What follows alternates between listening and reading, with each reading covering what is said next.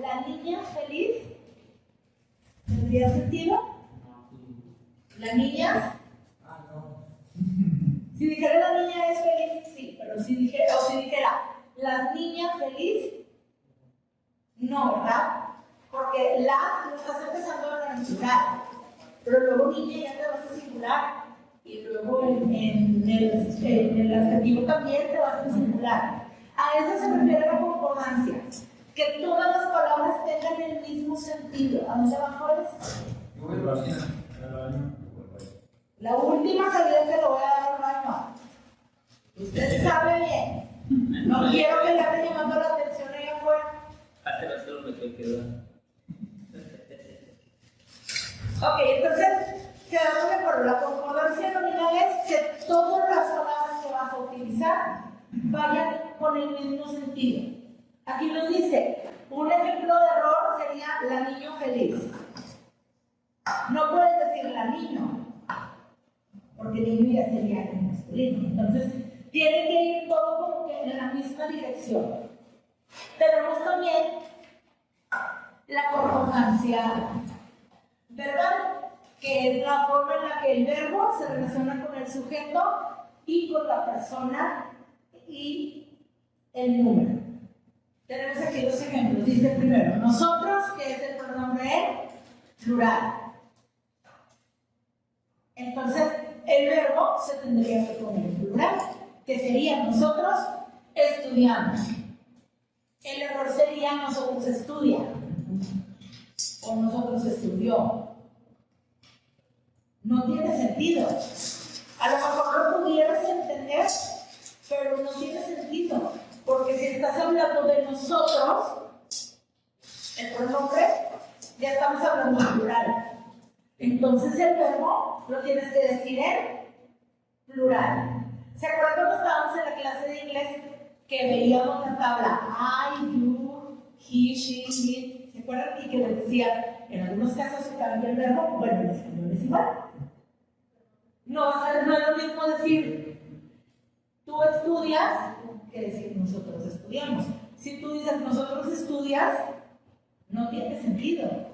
Sí lo puedes entender, pero no tiene sentido. Vayan tomando nota de esto, chicos, esto no lo teníamos.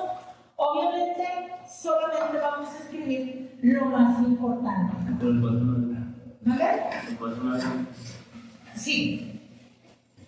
Solamente hay que saber seleccionar la información más importante.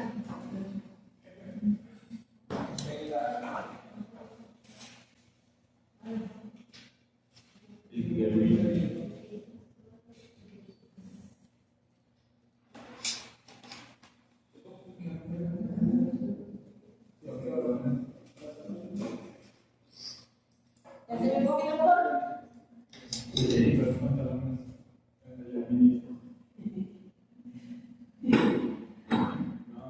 Ok, y aquí, ¿qué considerarían ustedes como lo más importante, como la idea principal? De aquí todavía le puedes quitar más.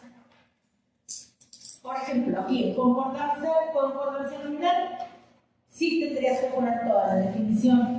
Pero de los ejemplos, solamente puedes poner uno que está bien y uno que está mal. No tienes que copiarlo todo. En el de concordancia verbal, pues es más poquito. Ponemos la definición y aquí sí nada más nos da un ejemplo bien y un ejemplo mal. Yo que debería escribirlo. Este de arriba, un ejemplo correcto, el ejemplo del error, y luego concordancia verbal, el ejemplo bien y el ejemplo del error. No tienes que copiar todo como viene en la diapositiva.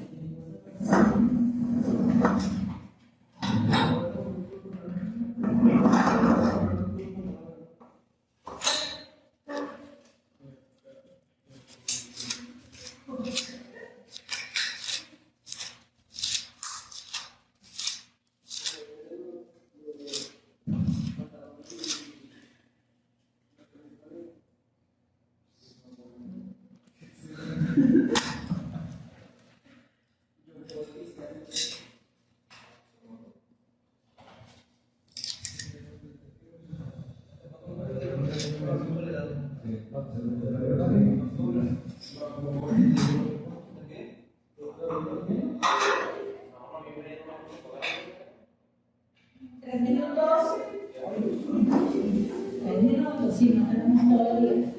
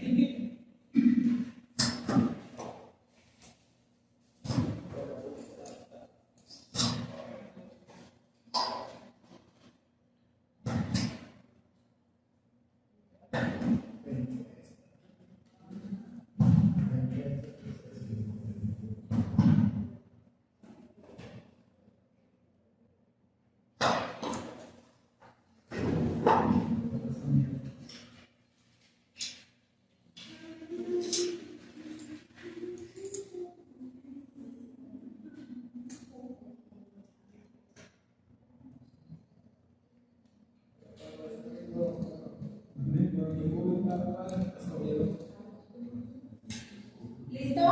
No. Un minuto.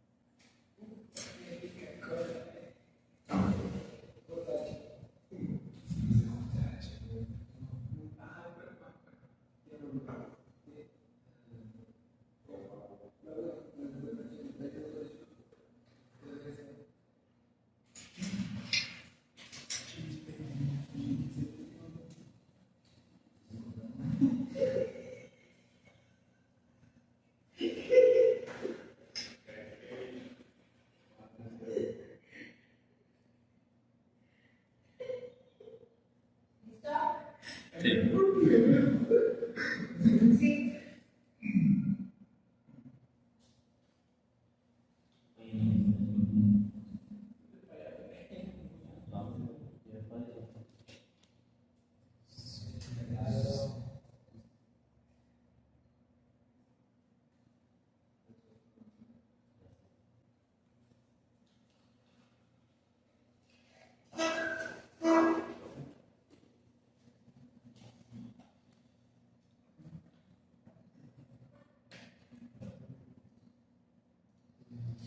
Aceptamos a 8. 8.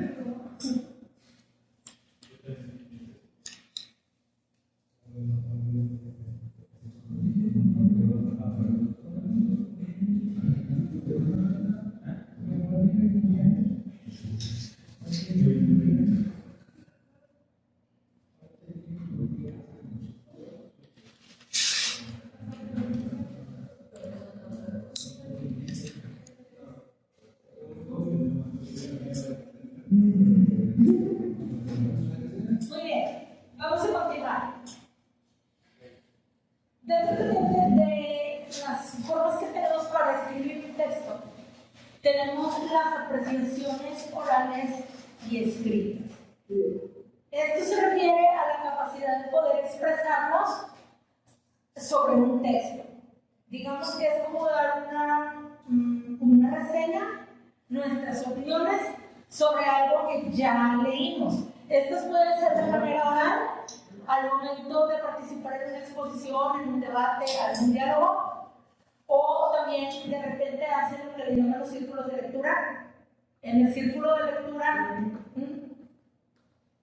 se ponen de acuerdo, vamos a leer, no sé, Un Mundo Feliz. Lo leen y luego lo comentan. Ahí es de la manera que nosotros podemos dar nuestras apreciaciones de manera oral. Y de manera escrita es cuando redactamos una reseña, un resumen, una crítica o una reflexión. Digamos que todos en algún momento lo hemos hecho. Así como recomendamos una película, podemos recomendar un texto. En el caso de una exposición oral, cuando lo vas a recomendar de manera oral, por ejemplo en un círculo de lectura o en un debate, es importante que seas claro con lo que vas a decir, que tu tono de voz sea el correcto, más adelante como si estuviera rezando porque la gente no te va a entender. Es importante que te muestres seguro y que los argumentos que vas a mencionar tengan coherencia. No vas a empezar a decir disparates, sino tienes que pensar muy bien lo que vas a decir para que todo esté en el mismo sentido. Por el otro lado, si lo vas a hacer de manera escrita, tienes que organizar el contenido. Siempre es importante, antes de empezar a redactar tu texto, siempre es importante hacer como un esquema. Quiero hablar en la primera parte de este tema y luego quiero hablar de este, luego así, y luego alguna la conclusión. Es importante hacer eso y luego ahora sí ya empezar a redactar el texto, utilizar conectores y revisarlo que esté correctamente escrito.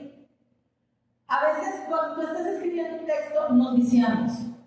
¿Qué es lo que yo les recomiendo? Si estás escribiendo un documento importante, dáselo a otra persona para que lo lea. Siempre es importante tener uno o dos lectores que sepan, pues que puedan ayudarte a ver lo que a veces tú por estar en tu tema, por estar escribiendo, no lo alcanzas a ver.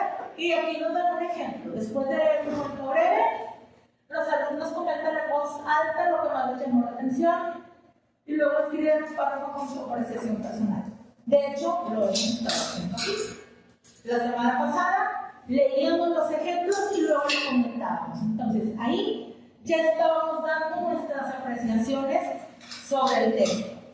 Cuando hemos visto alguna nota o algo, ahí estamos dando nuestras apreciaciones. En resumen, es lo que nosotros opinamos sobre el texto. No necesariamente tiene que ser una opinión buena.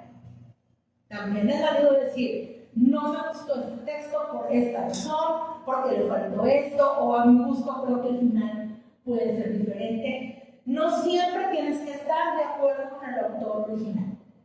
A lo mejor lo leíste y esperabas más, y no fue así. Entonces, a eso se refiere. No siempre, no eres valero del autor.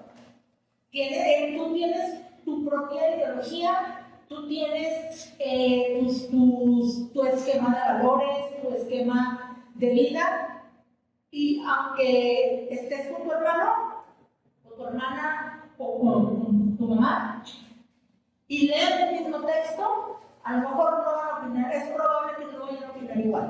Pueden coincidir en algunas cosas, pero nunca van a pensar igual. Si pensáramos todos igual, pues sería bastante aburrido. Tomamos nota de esto, digo nada más lo más importante, que realmente esto no es tan. Los ejemplos. Tú no traes tanto ejemplo, el ejemplo ya lo hemos hecho. Después de leer un cuento, los alumnos comentan en voz alta cómo les llamó la atención. Es algo que hemos hecho aquí. Digo, que hemos leído un cuento, pero leímos los ejemplos. Y luego ustedes comentaron qué era lo que les llamaba la atención o qué era lo que opinaban que estaba mal. ¿Tiene un cuento ahorita? Tampoco. Sí, Es un manga. ¿Verdad? es un manga. Pero no lo usamos. A ver, bueno, compártenos tu opinión, tu apreciación sobre ese manga. Ya que estamos compartiendo sobre para ver si conviene comprar, ¿no? Pues, quién sabe, pues cada quien su. Por eso, pero no tiene nada de malo leer mangas. No tiene nada de malo, cada quien sus gustos. Hay gente que lee el libro vaquero, no tiene nada de malo. El Bronco, el gobernador, decía que leía. Ok, ya estamos.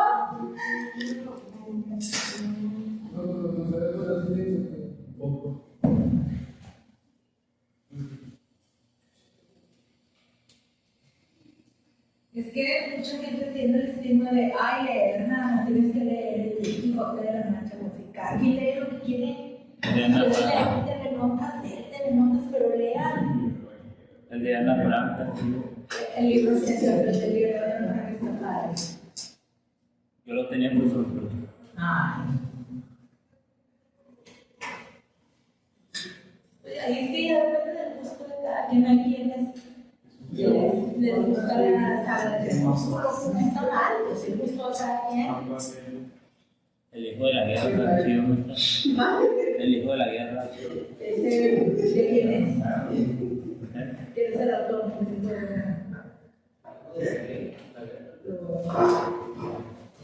Está chido. No, el rasgo, o sea, es un interno, ¿no? Pero comenta todo, las corrupciones y todo. O sea, que a ese vato, pues, es importante y lo dieron por muerto, pero en el cierto la preso vato.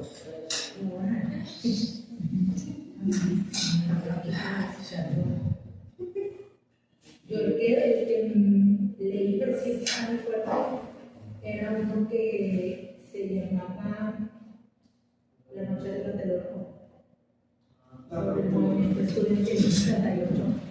Estaba muy fuerte, el libro lo leímos imágenes muy crudas, estaba muy fuerte. Es que el vato comenta que el gobierno lo dio por muerto y no es cierto, está preso.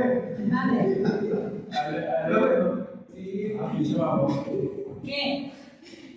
¿Qué pasó? ¿El libro cuál? No.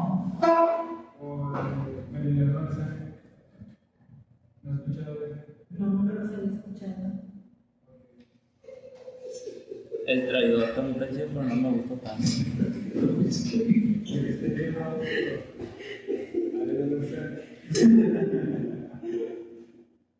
No creo.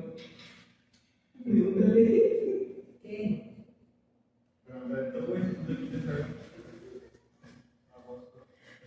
Ok, vamos a continuar.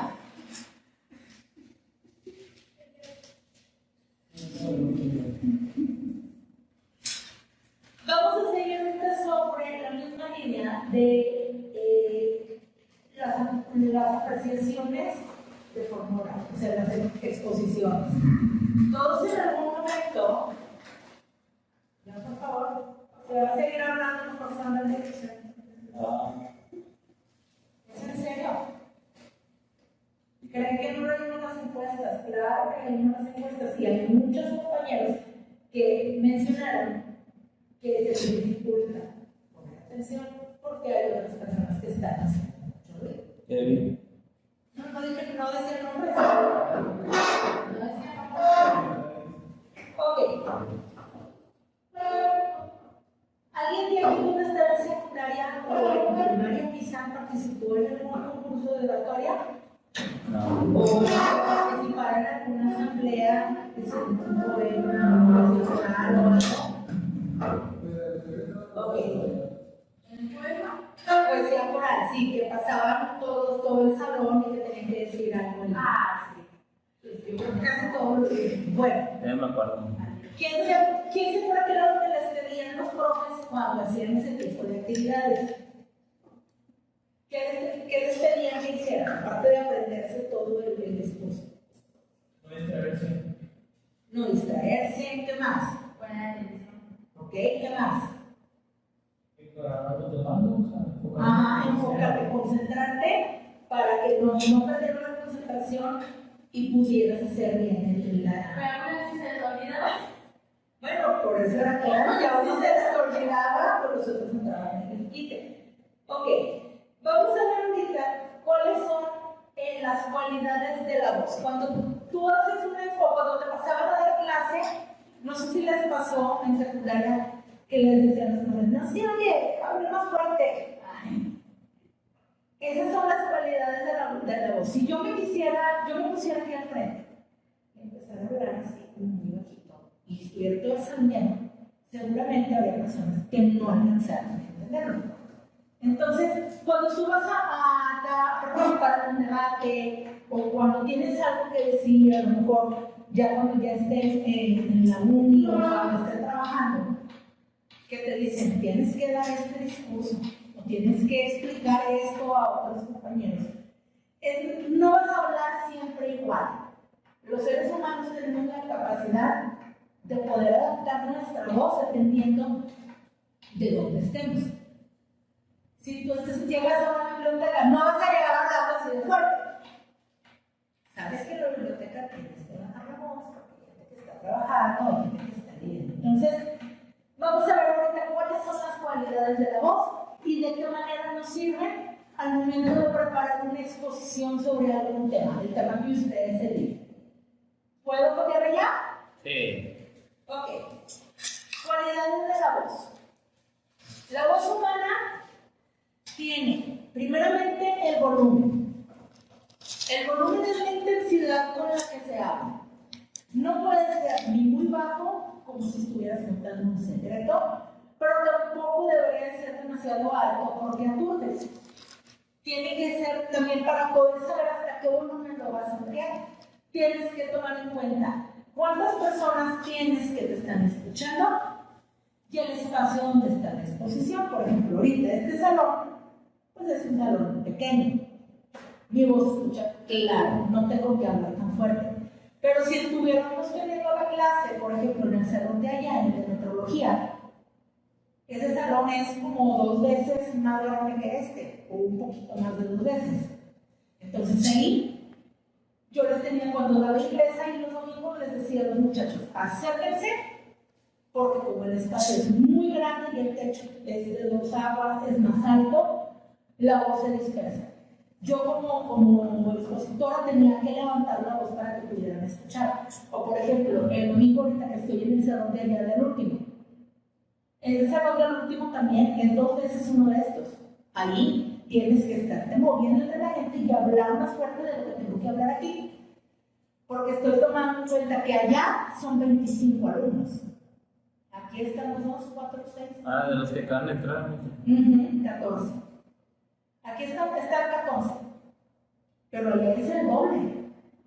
Y es un salón más grande. Entonces, tengo que hablar más fuerte.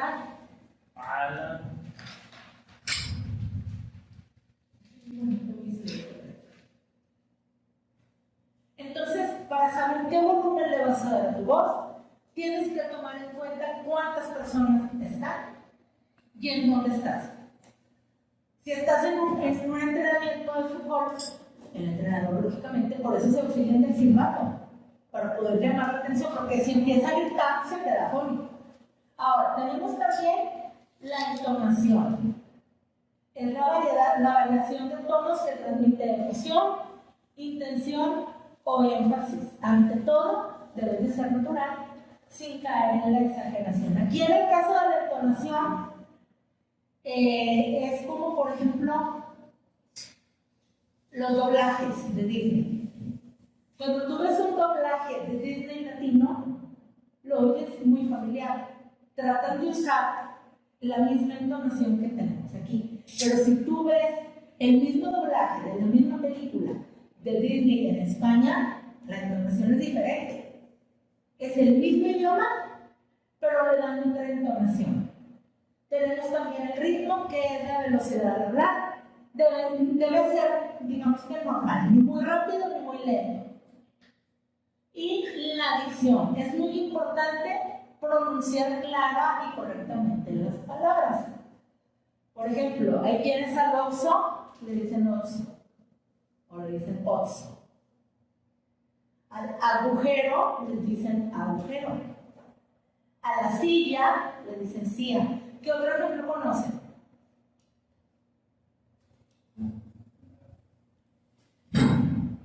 ¿Qué marca fabrica este refresco? Ajá. ¿Y cómo? Hay gente que, como lo dice, a la Pepsi. La Pepsi.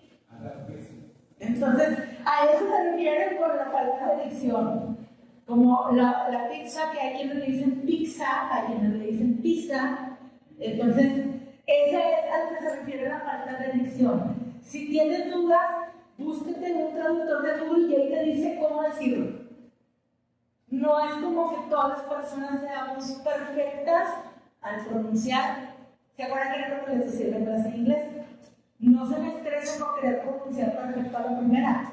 Ni nosotros que hablamos español pronunciamos correcta y perfectamente todas las palabras del idioma. Y también otro elemento que tenemos es la fluidez. Hablar sin pausas innecesarias, muletillas o interrupciones, como las chavas que dicen tipo y así, chavas frases.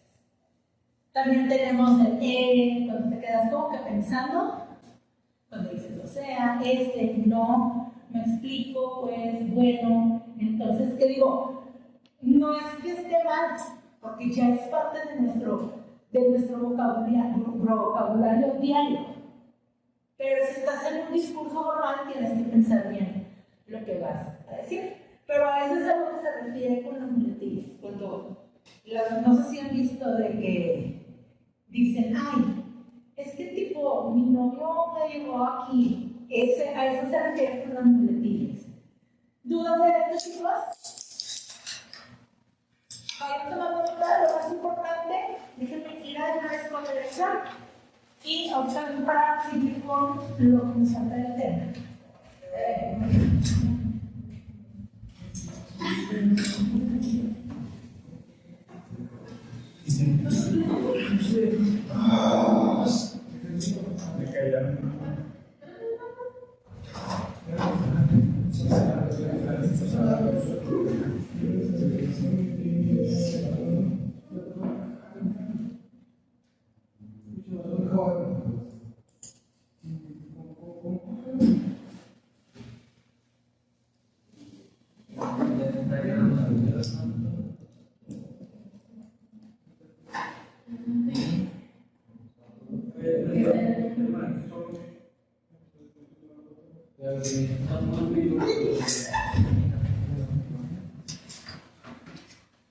Lo hago más grande si se ve. ¿Lo hago más grande? Sí.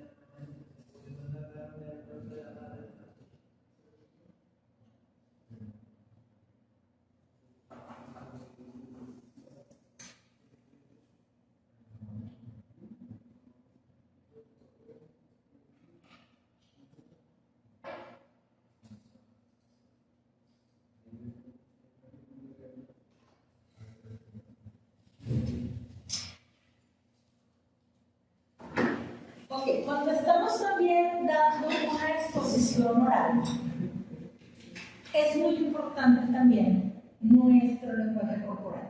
Sí es muy importante lo que decimos con la voz, pero también tiene que haber una congruencia con lo que comunicamos con nuestro cuerpo. No es lo mismo si estás dando una noticia buena, pues no vas a estar así todo ya. Tienes que tener congruencia ya, por favor, entre lo que estás diciendo, la forma en la que lo estás diciendo con las cualidades de tu voz y cómo te ves al momento de decirlo. Siempre es importante, por ejemplo, si estás afirmando algo, no lo vas a decir riéndote. Si estás diciendo algo serio, no lo vas a decir mensajeándote. Es importante también pues, el hacer algunos movimientos con las manos, el ver a las personas a los ojos, ya por favor. Ya. Voy a cambiarte de diapositiva, ¿ok? Oye, o no terminado. Ya. Ok. ¿Y la apuntaste? Expresión corporal y visual. ¿A qué se refiere? Contacto visual. Tienes que ver al público en vez de leer todo el tiempo. Cuando estábamos en secundaria sí nos permitían estar leyendo todo el tiempo. Pero lo ideal es estar viendo a las personas. O sea, sí puedes leerlo, no quiere decir que te lo tengas que aprender todo de memoria. Lo ves y intuyes que es lo más importante y lo comunicas. Tienes que ver a las personas a los ojos. Tienes que estar derecho, erguido, sin rigidez y mostrando seguridad.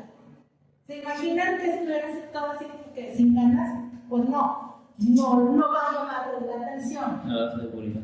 Tienes que utilizar gestos naturales, tener un movimiento controlado, caminar o moverse con propósito, sin distracciones, y tu expresión facial tiene que ser acorde al tono del mensaje, que era lo que les decía ahorita.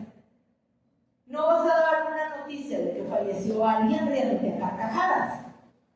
Tienes que ser muy congruente en tu expresión facial con el mensaje que estás diciendo. Ahorita, por ejemplo, estoy explicando la clase y trato de tener una expresión facial neutral. Pero si yo estuviera contando una historia como tipo stand-up, algo de comedia, pues no me voy a ver estando seria, tendría que estar riendo.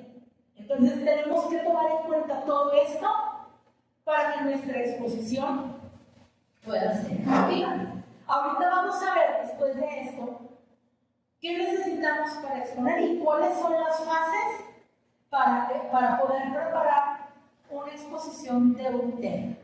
¿Dudas de esto, chicos? Digamos que van de la mano. No es lo mismo, pero van juntos.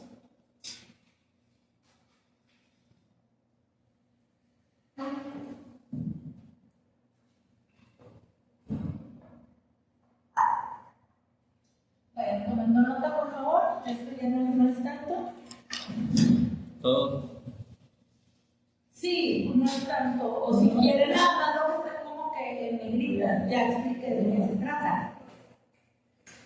Si ustedes pusieron atención, nada más noten lo que dice contacto visual, postura, gestos naturales, y ya al leerlo, seguramente recordarás de qué se trata.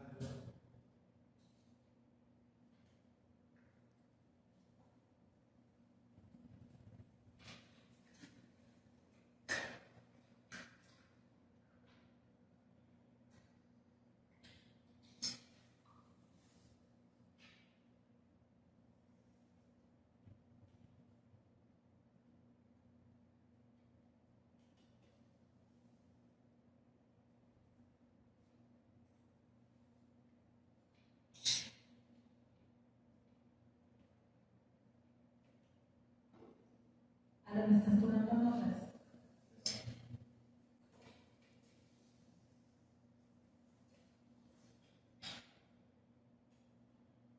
Tú ya tuviste la experiencia y sabes que esto viene a empezar.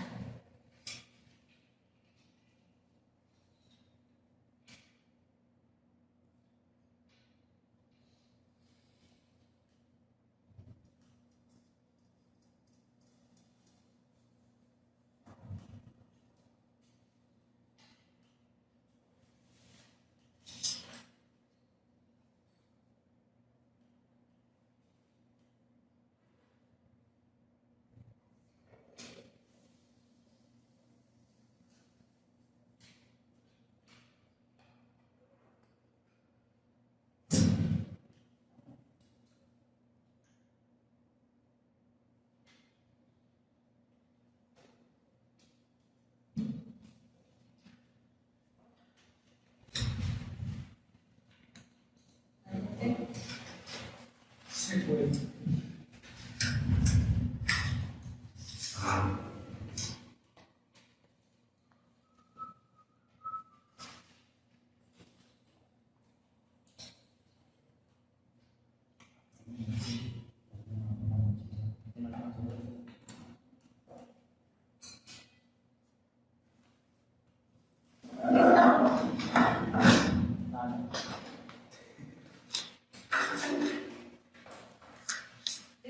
Sí. Ok, vamos ahora sí a ver el tema de la exposición oral.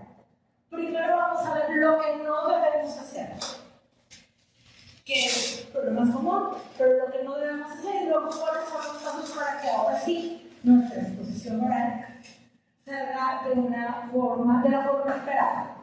Ok, ¿qué es lo que nos juega en contra al momento de hacer una exposición oral? Nervios. Los nervios. Y es justamente el primer punto que viene aquí: timidez y mala postura, ocasionada por los nervios de que dices, ay, voy a hablar frente a muchas personas. Para poder mejorar esto, es importante recordar que no solamente importa lo que vas a decir, sino también tu actitud. Trata de, si vas a dar un tema y te da todavía como que un poquito de pánico ver a las personas a los ojos, busca un punto fijo y ahí dirige. La frente. Otro error: no tener una planeación.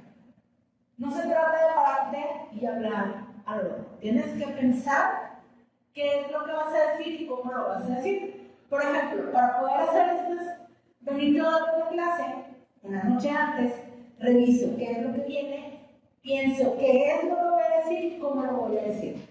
Si yo no hubiera leído este material, no sabría ni qué estuviera diciendo. Entonces es importante preparar, saber de lo que estamos hablando, empezar.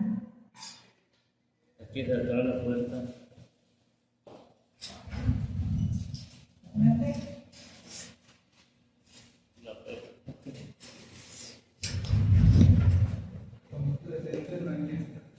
No, ya lo mandé. Está bien. Está bien.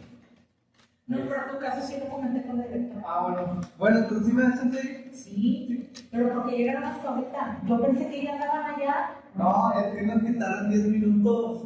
Y lo agregaron otros 10 minutos. Pues sí, pero ya son las 1:31. Ya pasó una hora de que entraron. Bueno. Ven, pregunta de eso rápido y que sea la última vez que llegan hasta esta hora. Ok, entonces decíamos, sí puedes improvisar, pero siempre y cuando conozcas el tema del que estás hablando. También otro de los errores, esto es importante que lo notes. Mande. Otra vez, no. No, ya faltan 30 minutos para salir. Te saliste con 15 minutos. No. Me corriendo. No. De aquí, ¿va? De aquí. Te voy a tener que mandar acompañado con los niños de primaria. A ver si es cierto que vas al baño. Lo puedo hacer, pero tengo que mandar con alguien. Así le hago con los niños de la primaria. Tantos ¿Tú me días. entiendes? ¿Mande? Tantos. Sí. Sí. O sea, es que los niños están chiquitos, de segundo, con una pulita. O sea, tiene 20 y tantos años. Esa. Ya había salido una vez. Tenemos bien poquito tiempo de clase. No es como antes que teníamos 2 horas y media. Nos cortaron a 1:30. No podemos estar saliendo tanto tiempo aparte. No quiero que te llamen la atención. Ok, falta de intención. Se refiere a que la persona no conecta con el auditorio porque no está manejando su voz adecuadamente o porque el material audiovisual no es el mejor. Y por último, la mala comunicación no verbal.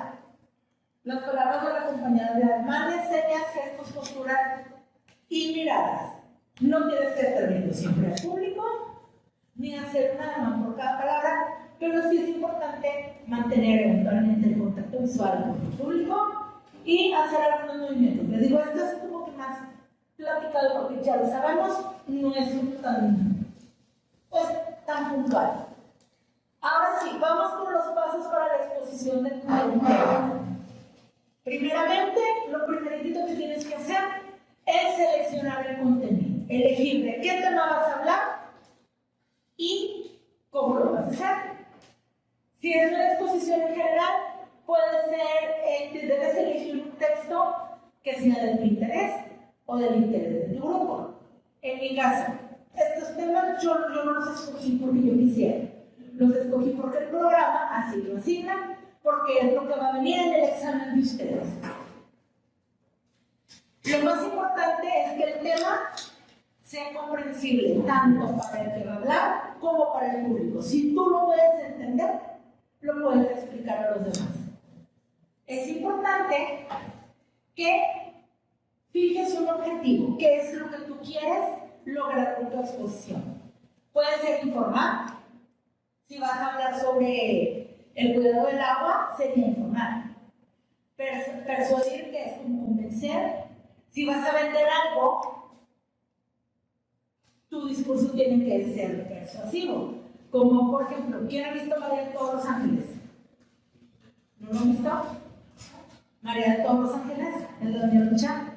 Cuando los junta Doña Lucha en su casa, porque iba a ser el multinivel piramidal del hijo de Papá Antonio, su discurso era para convencer. Entonces, el contenido era el hijo de Papá Antonio. Ella tenía que convencer a todos los del edificio de su esquema piramidal para poder que ellos, pues, vaya, poderlos transar, porque ese es su objetivo, transarlos con el multinivel, porque además ahí es una cerrámica diamante. Y también puede ser para reflexionar o analizar. Entonces, el primer paso es escoger el contenido y pensar qué es lo que quiero que mi auditorio obtenga con ese contenido. Después de eso, vas a decidir si la exposición va a ser de manera individual o en equipo, como nos ponían en la secundaria. Ahorita, por ejemplo, yo lo estoy haciendo de manera individual, pero si tuviera a otra persona aquí, ya sería en equipo. Y ya repartimos. Tú dices esto, yo digo lo otro. Como lo hacíamos todos cuando estábamos en secundaria. Ambos tienen sus ventajas. En el caso del trabajo individual, de la exposición individual, es mayor control del contenido y una mejor gestión de la exposición. ¿Por qué? Cuando estábamos en la secu y que pasábamos a exponer de manera grupal, era pura risa, ¿sí o no? Te empiezas a reír de las caras del otro y se hace mucho descontrol. Y las ventajas que tiene el trabajo grupal es que pues, el trabajo se reparte, hay más ideas y pues se desarrollan las habilidades sociales. Entonces, primero decidimos el tema, el contenido. Después decidimos, ¿lo expongo yo solo o lo expongo en equipo? Y luego ya vienen las etapas del proceso. Primero tenemos que planear nuestra exposición. En esta etapa de la planeación vas a investigar, como vemos ahorita lo de los libros, aquí investigas qué es lo que vas a exponer. Puedes hacer un cronograma. Esto es lo que voy a decir primero, esto es lo que voy a decir después, esto lo voy a decir al final. También vas a decidir aquí el tipo de recursos que se utilizarían.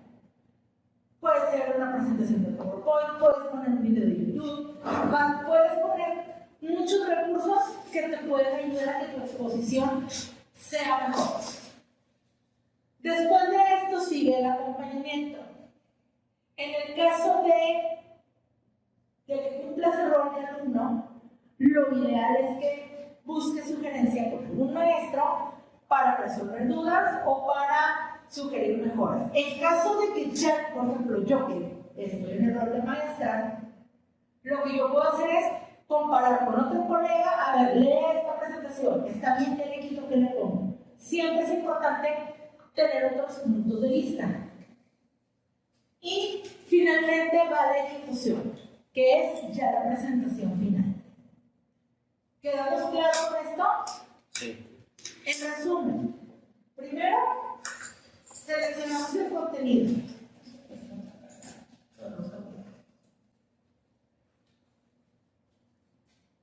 Primero seleccionamos el contenido.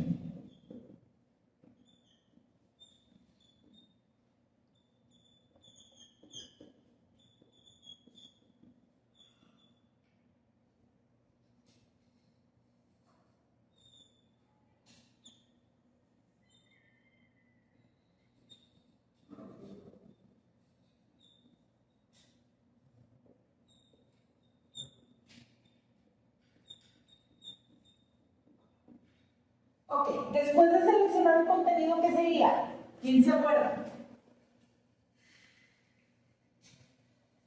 Decidir si es individual o grupal.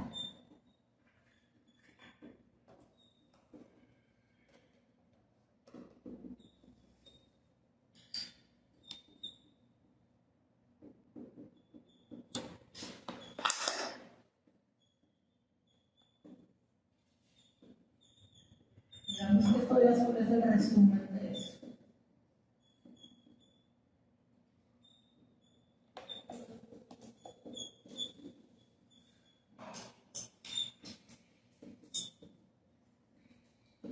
Ahora, ya que decidimos esto, va el proceso. Sigue la planeación,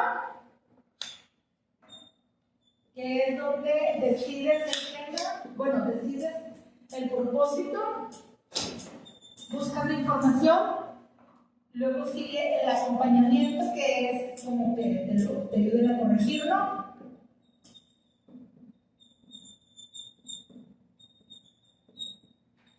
Y finalmente va la ejecución o exposición.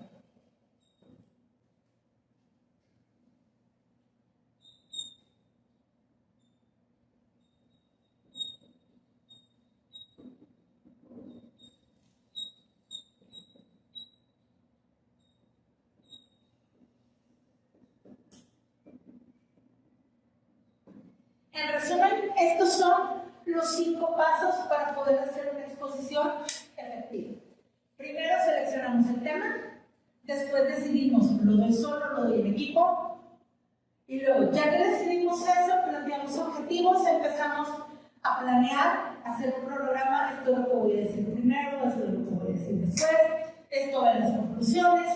Puedo hacer una ronda de preguntas al final, que es lo recomendable para que no te estén interrumpiendo. Cuando vas a una ponencia, a un congreso, siempre te dicen, te dan un blog de notas, haces tus preguntas y al final las pasas y ya los expositores las resuelven. Acompañamiento, que es que alguien más te la revise. Y finalmente tenemos la presentación o la ejecución. ¿Dudas de esto, chicos? Ok, ya me lo terminamos, ya faltan 19 minutos. Ahí quiero salir. ¿Mande? Ahí quiero salir. Son las 1:41. Bueno, 1:42.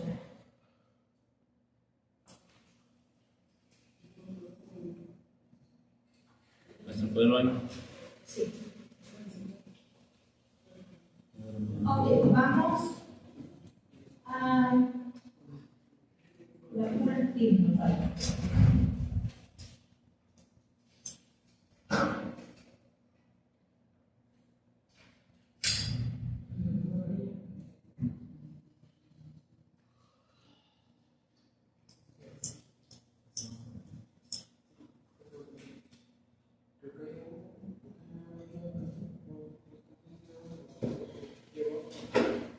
Ok, chicos, ya nada más tenemos esta sesión y otras 2 para terminar los contenidos de comunicación.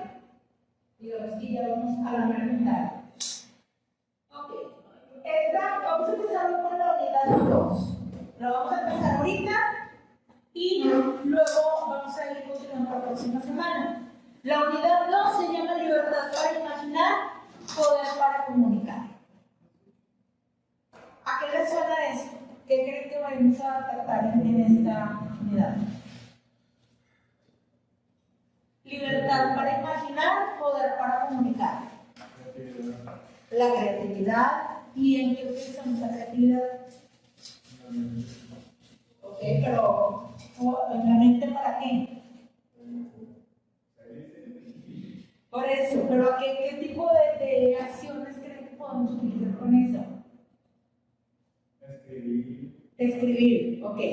Para poder escribir tenemos que utilizar la mente, la imaginación, y la escritura nos ayuda para comunicar. Ok, dentro de esto vamos a ver diferentes tipos de texto. El primer texto es la narración. ¿Se acuerdan que ya habíamos visto el género narrativo? En la narración, al igual que en todos los textos, tiene también un orden, pero la narración permite contar ya sea hechos reales o hechos imaginarios que ocurren en un tiempo y lugar determinados y en los que participan uno o varios personajes. Una narración es algo que te pasó ayer y tú lo platicas hoy a tus amigos. No tienes que quebrarte la cabeza a hacer, eras una vez hace 200,000 años, no. Una narración es algo que te pasó ayer y que llegas y platicas aquí. O ahorita en la mañana, fíjate que venía en el camino y se subió un señor y había bien feo. Ahí estás hablando. Tiempo, hoy en la mañana. Un lugar, que es en el camión. Y ya estás viendo personajes. Tú eres un personaje y el señor que venía fue otro personaje. Entonces, la narración es simplemente cuando tú platicas o escribes algo que te pasó. También puede ser algo que tú esperas que pase.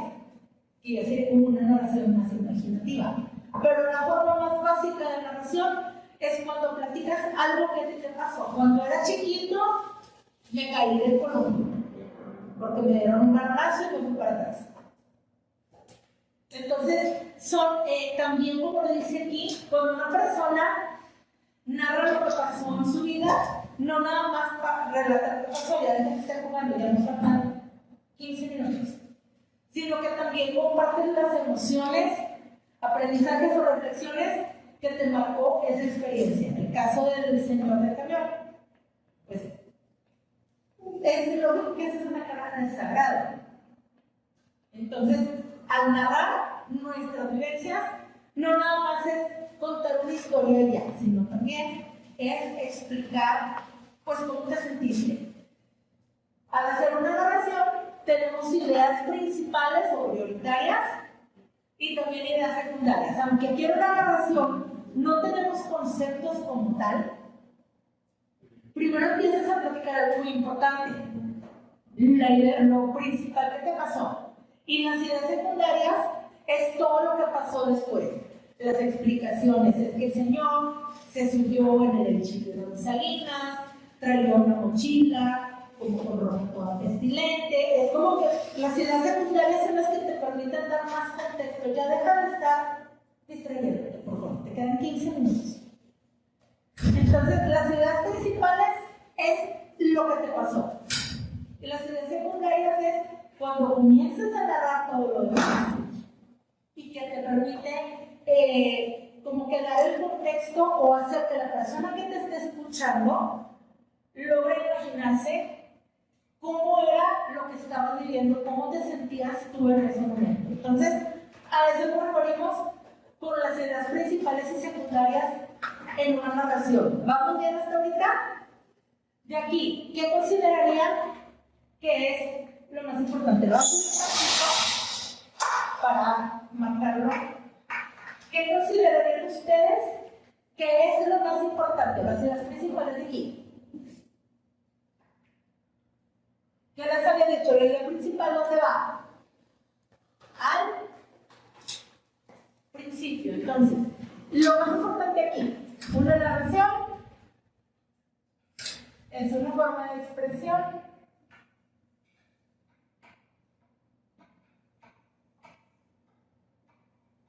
en resumen. Esto de aquí es importante, pero no es el concepto. Entonces, ¿qué es una narración? Es una forma de expresión que permite contar hechos reales e imaginarios que ocurren en un tiempo y lugar determinados y en los que participan uno o varios personajes. Ahora, vamos aquí abajo. Dice, toda narración se organiza a partir de ideas prioritarias o principales e ideas secundarias. ¿Eso es importante? Sí. Sí, ¿verdad? Entonces,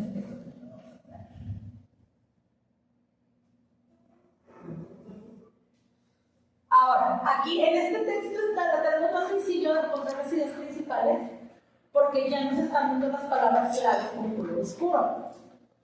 Entonces aquí dice, la idea prioritaria es la que expresa el hecho más importante del texto. Es decir, aquello que se quiere comunicar principalmente. Hasta aquí. ¿Qué sería lo más importante? ¿Cuál sería la idea principal dentro de esta idea? Hasta del texto.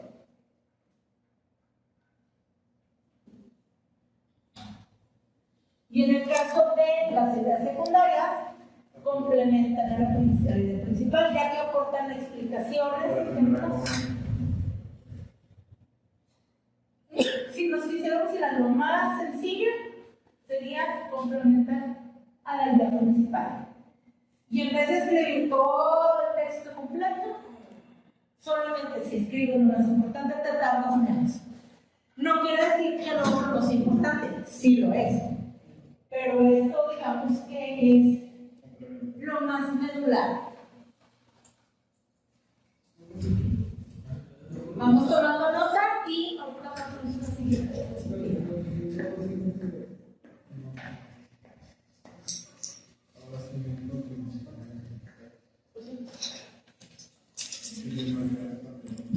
¿Apuntamos lo que se dijo eso? Sí, lo que está en rojo. Los subrayados. Sí.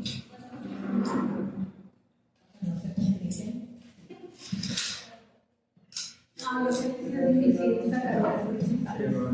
Me confío con ustedes. Yo también sacaré las principales cuando estaba en la primera semana. Rosa, bien bonito.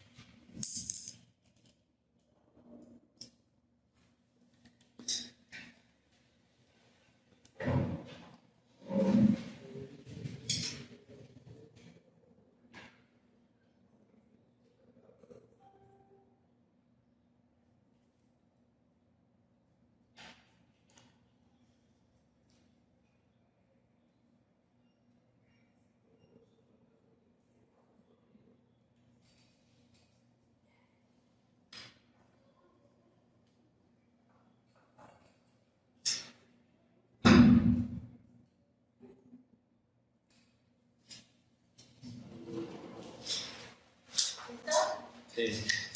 Ok, vamos a ver la que sigue, la voy a explicar ahorita porque eran más de 5 minutos, pero dudo que la alcancemos a terminar, entonces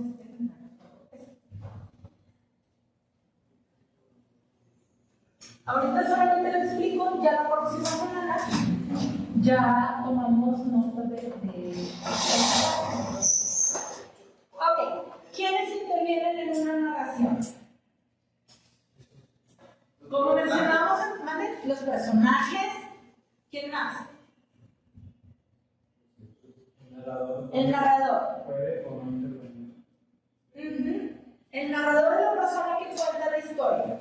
A veces no sabemos su nombre, pero pues siempre está ahí. Porque, por ejemplo, el cuento de Caperucita Roja no está contado en primera persona. Te están describiendo lo que ella hizo. Entonces, siempre hay un narrador, aunque no lo conozcamos o aunque no tenga un rol como un personaje de historia. Tenemos los personajes, que son a las personas que les pasa lo que se está contando, los hechos, que es todo lo que se cuenta en el relato, el orden cronológico, que es el tiempo. Cuando tú cuentas una historia, no cuentas lo que pasó al principio hasta el final, o sea, tienes que ir por orden, cuentas qué fue lo que pasó primero, qué fue lo que pasó después y cómo se resolvió. Y tiene una estructura que va primero en la introducción, que es donde das como que el contexto, el nudo, que es donde presentas el problema, y el desenlace, que es el final, ya cuando se resolvió, de qué manera se resolvió el problema. Ahorita todavía no vamos a tomar nota de esto porque la verdad es que en 3 minutos o no es tanto. Mejor así la dejamos. Ya entrando la otra semana, lo tomamos la nota completa y continuamos con lo demás. ¿Dudas de esto, chicos? Ok, ya saben, la próxima semana, por favor, es bien importante que tengan tiempo. Ya vieron que sí se toma lista y a la 1 de la tarde yo tengo que llevar la lista a la dirección. Así que ya lo sabemos, recójanlo, por favor, no quiero que me dejen basurita. Las filas derechas, por favor, porque mañana se utiliza esto, ¿sabes? Mañana hay clases. Sí, mañana hay clases aquí. Entonces, no se les quede nada, ni lápices, ni nada. La basura y el cesto. Yo mañana. ¿Vale? Mañana vengo. ¿Mañana fuera? Sí, con el